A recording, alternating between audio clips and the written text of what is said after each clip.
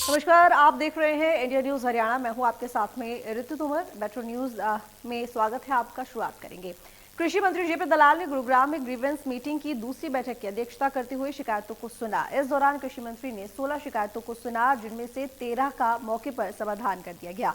JP दलाल के साथ पटौदी से विधायक सत्यप्रकाश जरावता और तमाम विभागों के अधिकारी भी मौजूद रहे। जेपी दलाल ने कहा कि बिजली पानी की शिकायतों का अधिकारियों को ही निपटारा करना चाहिए और ग्रीवेंस की बैठक में अगर इस तरह की शिकायतें आती हैं तो कहीं न कहीं अधिकारियों की कार्यप्रणाली पर भी कई सवाल उठते हैं। वहीं इस मौके पर गुजरात में बीजेपी की जीत को लेकर कृषि मंत्री ने कहा कि ये जीत प्रधानमंत्री नरेंद्र मोदी की लोकप्रियता और बीजेपी सरकार की कल्याणकारी योजनाओं की जीत है।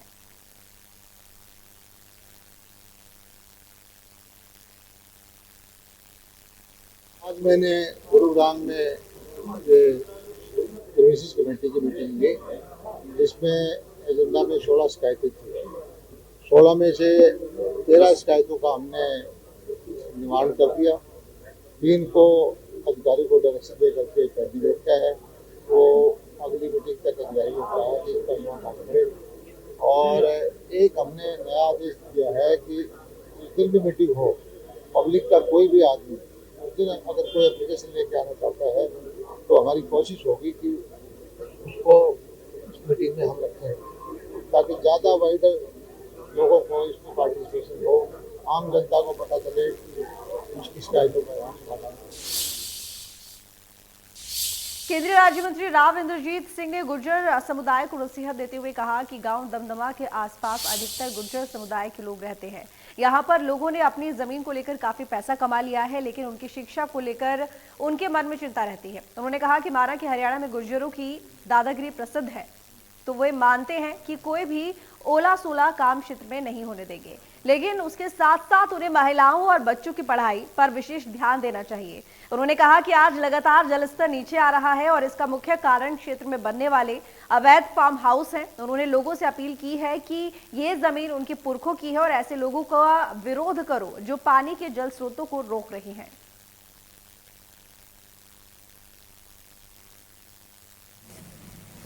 यहाँ पर लोगों ने अपनी जमीन बेच करके मालामाल तो हो गए, लेकिन इन्होंने अपने बच्चों को उस पैसे को पढ़ाने के अंदर खर्च किया कि नहीं किया, ये चिंता मेरे दिल के अंदर है। यहाँ जितने भी बैठे हो आप लोग, आप जानते हो कि कितनी गुर्बत से आपके दादा परदादा निकले हैं, और आज के दिन अगर आपके पास पैसा आ गया, जमीन बेच करके आ गया, तो मेरा आपसे यह निवेदन है कि बच्चों को पढ़ाओ, अपनी घरवालियों को पढ़ाओ, अपनी बच्चियों को पढ़ाओ। आने वाले समय के अंदर पढ़ाई के कोई काम नहीं चलेगा। बेशक आपकी दादागिरी सारे हरियाणा के अंदर मशहूर है कि भाई यहाँ गुजर बसते हैं, यहाँ पर कोई और सौड़ बात नहीं कर सकता कोई। तो मैं आपसे निवेदन करना चाहता हूँ कि आप सबसे पहले तो अपना पैसे का सही इस्तेमाल अपने बच्चों की पढ़ाई के ऊपर करो। और दूसरा मैं यूँ कहना चाहता हूँ कि ये जो जल स्तर गिर रहा है और जो लोग आपके जंगल के अंदर आकर के अपने नाले रोक देते हैं, क्या इनको रोक नहीं सकते आप? कि फार्म हाउस बना दिए, इलीगल बना दिए, सरकार की क्या जरूरत पड़ती है जब आप यहां बसते हो? भाई जमीन आपकी पुश्तों से, और आकर के कोई वहां पर नाले को रोक दे, पानी आने नहीं दे, लानत है आपके ऊपर। ऐसा होने क्यों देते हो? कोई जंगल आपका लाकर के काट जाए, क्यों होने देते हो? रोको, सरकार का सहयोग करो।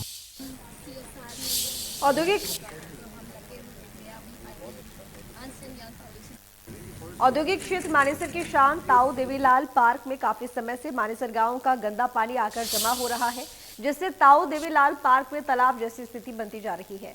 फिर भी इस स्थिति को देखकर HSIIDC के अधिकारी और मानेसर नगर निगम के अधिकारी समस्या को देखकर भी अनदेखा कर रहे हैं, जिससे स्थानीय ग्रामीण काफी परेशान हैं।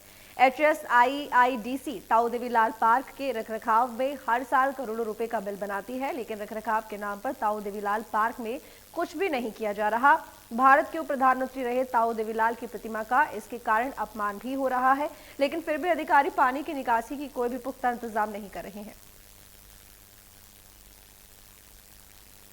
आज की डेट में मानेसर बहुत सुंदर औद्योगिक क्षेत्र था, लेकिन काम ना होने की वजह से बहुत गंदा हो चुका है। अब हमारे देवीलाल पार्क एक इतना सुंदर पार्क बनाया था, उसके अंदर सीवर का पानी पूरा मानेसर गांव से, सेक्टर से, कहीं से भी आता है उसकी दुर्गति हो रही है। मैं प्रशासन से अनुरोध करूंगा कि इस पानी का समस्या का हल किया जाए। तो HSIDC से, निगम से बहुत बहुत मेहरबानी होगी इन लोगों की। चौधरी देवीलाल देश के उप प्रधानमंत्री रहे हैं, जिनका एक राजनीति में एक साफ छवि का नाम है देवीलाल का। और वो जो है देवीलाल का जो मूर्ति लगी थी लगभग 20 साल पहले पार्क बना था, बहुत अच्छा डेवलप हुआ था, जो यहाँ की जनरेशन को इंडस्ट्रियल एरिया को देखते हुए बनाया गया था। लेकिन कहीं ना कहीं प्रशासन एक बहुत बड़ी लापरवाही बरत रहा है, जिससे वहां पे सीवरेज का गंदा पानी इकट्ठा हो रहा है, उसको मेंटेनेंस नहीं कर रहे हैं। उसको करना चाहिए। जो वहां पे घूमने आते हैं बच्चे, आधे तो लेडीज बच्चे, वो बदबू के कारण वहां पे जाते भी नहीं है और आज उसकी बहुत ही दयनीय हालत हो गई है। हम तो ये चाहेंगे कि प्रशासन और HSIDC इसको देखे, इसको संज्ञान में ले, इसको अच्छा बनाए, साफ सुथरा बनाए। ये तो एक हेरिटेज सेंटर है और इसको डेवलप करे, इसको एक फूड पार्क बनाए, इसको एक बच्चों के लिए एक अच्छा पार्क बनाए। गुजरात विधानसभा चुनावों में बीजेपी की प्रचंड जीत के साथ ही एक गाना सोशल मीडिया पर वायरल हो गया है। गाने में साफ मैसेज दिया गया है कि विपक्ष कितना भी जोर लगा ले, 2024 में आएंगे तो मोदी ही। गाना ट्विटर पर ट्रेंड करता रहा है और फेसबुक पर भी लोगों ने इसे जमकर सराहा। वायरल गाने में मोदी सरकार द्वारा किए गए कुछ महत्वपूर्ण कार्यों को बताया गया है, साथ ही मोदी जी को देश का सम्मान और स्वाभिमान बताया गया है। वायरल गाना भारतीय जनता पार्टी हरियाणा के प्रदेश मीडिया सह प्रमुख अरविंद सैनी ने तैयार किया है। गाने में बोल अरविंद सैनी ने ही लिखे हैं। विपक्ष पर इस गाने में निशाना साधते हुए प्रधानमंत्री को जन कल्याण योजनाओं को भी बताया गया है।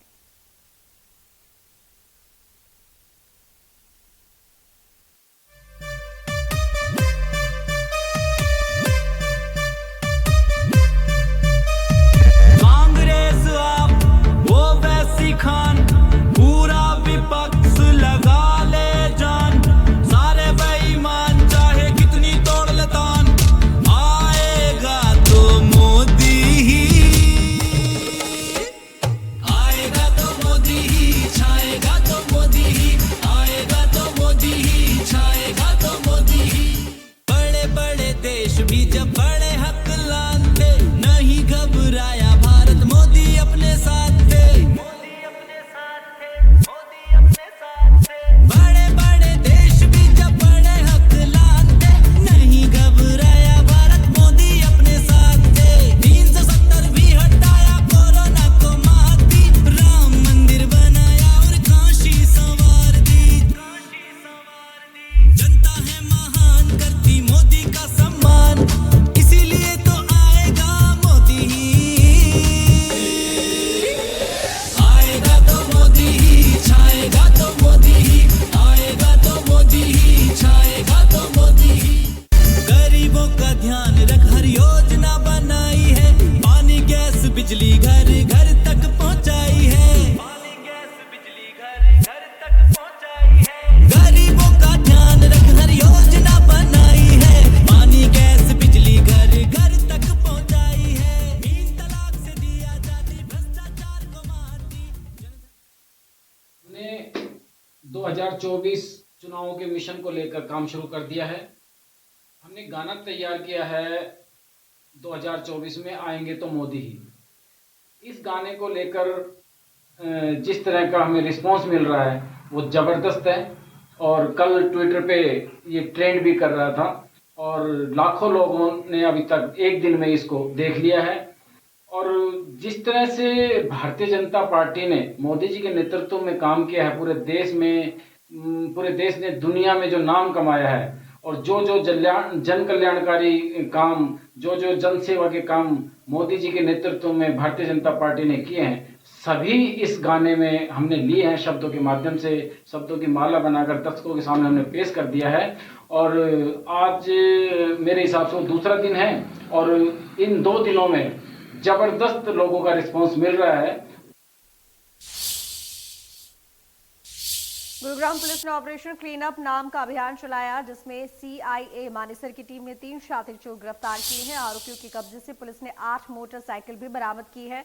बता दें कि यह अभियान अपराधों की रोकथाम और अपराधियों को काबू करने के लिए चलाया गया था। इस अभियान के लिए गुरुग्राम पुलिस थाना, पुलिस चौकियों, अपराध यूनिट्स, सहित अतिरिक्त पुलिस टीम गठित की गई। आरोपियों ने पुलिस पूछताछ में मानेसर, फर्रुखनगर सहित गुरुग्राम में विभिन्न स्थानों से कुल 8 मोटरसाइकिलें चोरी करने की वारदातों को अंजाम देने का खुलासा किया। फिलहाल इन आरोपियों ने और कितनी वारदात की है, इसका खुलासा करने में पुलिस जुट गई है।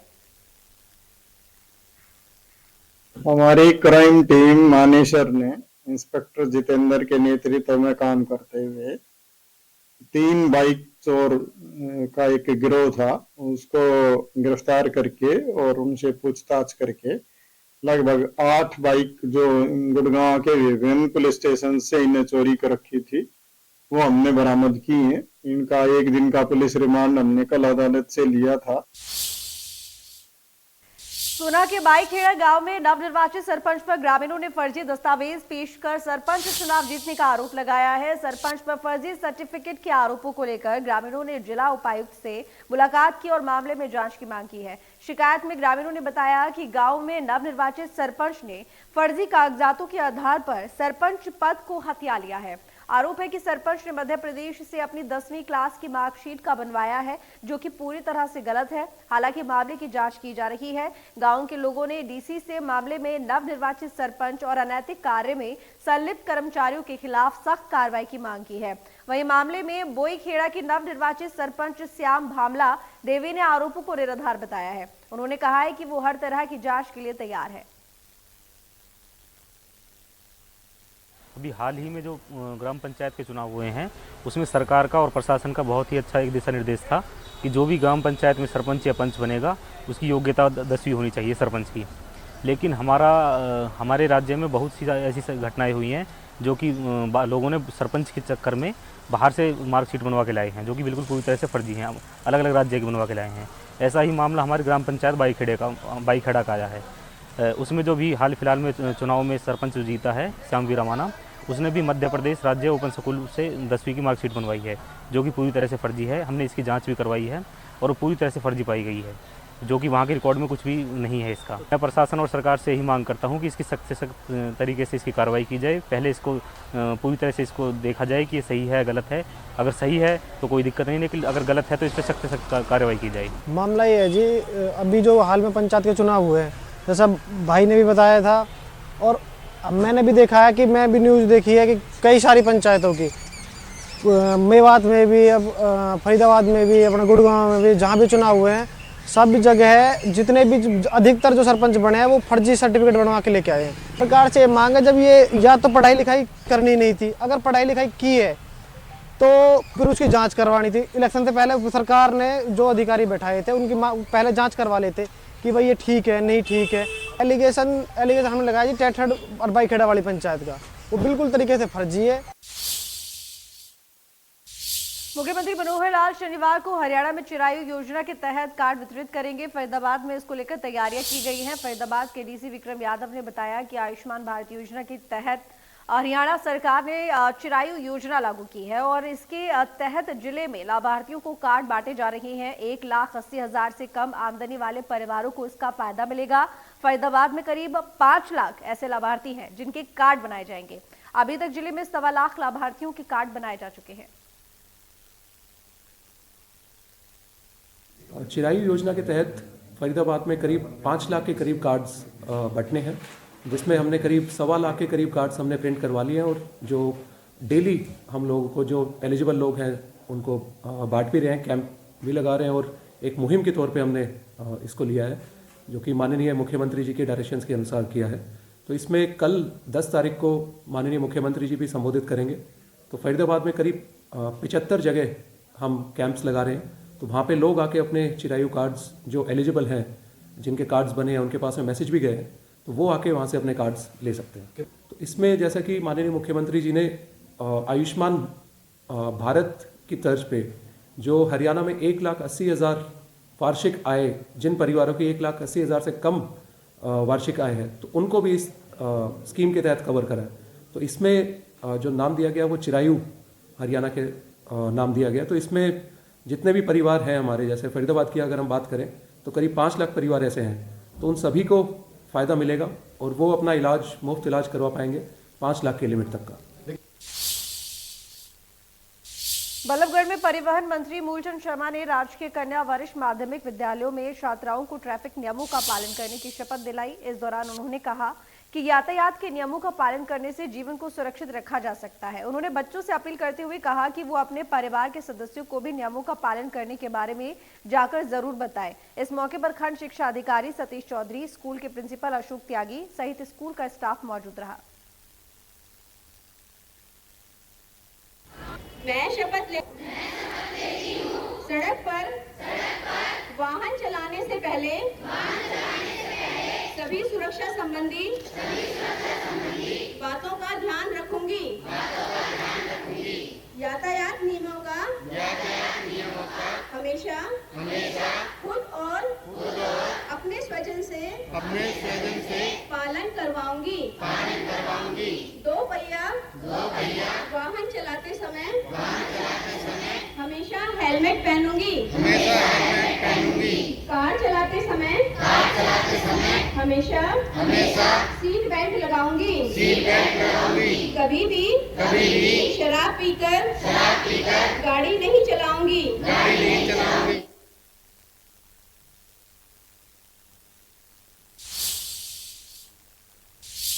फरीदाबाद और बल्लभगढ़ में डीएपी खाद की किल्लत खत्म होने का नाम नहीं ले रही है। फरीदाबाद में किसान खाद के लिए दर दर की ठोकरें खा रहे हैं, लेकिन खाद नहीं मिल रही है। खाद नहीं मिलने से नाराज अब किसानों का गुस्सा भी फूट पड़ा है। फसल बुआई के समय किसानों को कई महीने तक सरकारी खाद की दुकानों के चक्कर काटने पड़ रहे थे। इसके बावजूद खाद नहीं मिल पा रहा था। किसान पिछले 2 महीनों से सरकारी खाद की दुकानों के चक्कर लगाते हुए परेशान घूम रहे हैं। वहीं सरकारी खाद की दुकान पर मौजूद किसानों ने बताया कि पिछले 2 महीने से हम खाद के लिए चक्कर लगा रहे हैं। खाद मिलना तो दूर, सिर्फ आश्वासन ही मिल पाता है।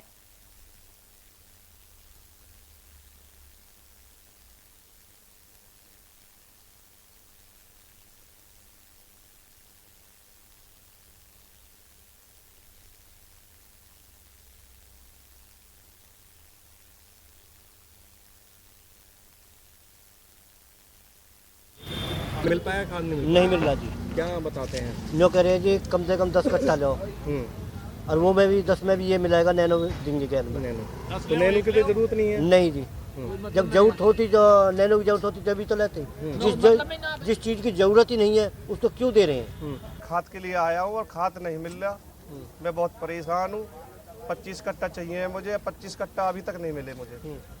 और लाइन में भी लग के कल चलेगा और अब फिर लाइन में आया हूँ, अब भी नहीं है मिल रहा मुझे। क्या कहते हैं? लाइन में मिल जाओ, लग जाओ, और लाइन में भी लग जाए तो लाइन में लगन नहीं दे, परेशान करें फिर ये क्या भी नहीं मिल रहा। खाद न मिल रहा भैया, खूब घट्टा मुट्टी है रही है, दब के है रही है। कितने दिन से चक्कर काट रहे हैं आप? 15 दिन तक कम से कम। तो क्या कहते हैं जब आते हैं आप? ये तो भैया ब्लैक कर दें, कचन ने तो अपने आदमी दे दें। और एक बार सीसी दे रहे हैं बेमतलब की। क्या नाम है सीसी का? नैनो। अच्छा, वो काम नहीं आती क्या? कच्छ नहीं है भाई, ये तो अपनी झाड़ी बना रहे हैं नैनो उनसे। मिल रहा भैया, अभी ठाडे हैं अलग हम, कोई मिल रहा खाद। आज 5-7 दिन है गए, पाम में भी चोट लगी, एक्सीडेंट है गो, खाद नहीं मिल रहा जी। बड़ी परेशानी आ रही है खाद पे। और एक नैनो ने सीसी ने दे रहे हैं 250-250 रुपया की खाद की, तो हम पर पूर्ति नहीं हो रही है। पैसा नहीं है, इनकम नहीं है, ये हेरा फेरी कर रहे हैं। क्या खाद समय से पहले कभी भी नहीं मिल रहा, 5-7 साल से नहीं मिल रहा खाद। समय पर नहीं मिलता, समय से बाद में मिलता है। यह काला बाजार चल रहा है, 500 को दे रहे हैं ब्लैक में। प्राइवेट दुकान वाले 500 कट्टा दे रहे हैं भैया ब्लैक में। काला बाजार चल रहा है दबा के। मिल पाया खाद नहीं?